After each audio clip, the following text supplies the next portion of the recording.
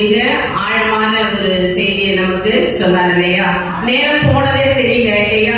எதனா டக்குன்னு பார்க்க சொல்றாருன்னு பார்க்கறதுதான் மணி ஆனிச்சுன்னு தெரிஞ்சது.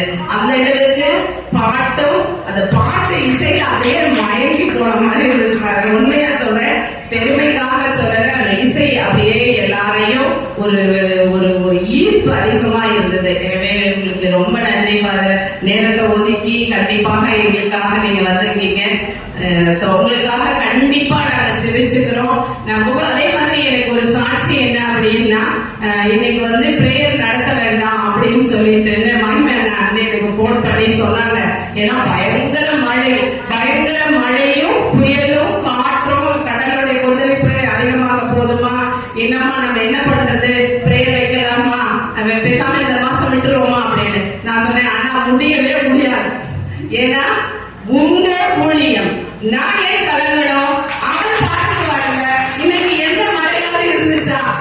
திங்கட்கிழமை எனக்கு போன் அடிக்கிறாரு.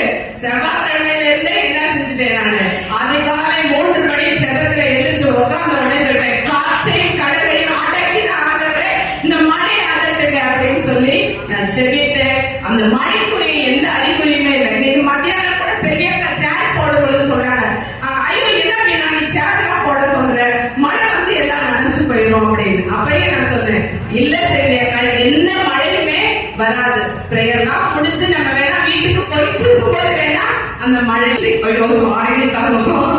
இன்னைக்கு இந்த வழிபாடு சிறப்பா இருக்க நமக்கு கீபோர்டு வாசித்து கொடுத்த அந்த சிறுவன் எவ்வளவு சூப்பரா வாசிச்சாங்க பார்த்தீங்களா. பேர் கட்டகம் ஜோயே.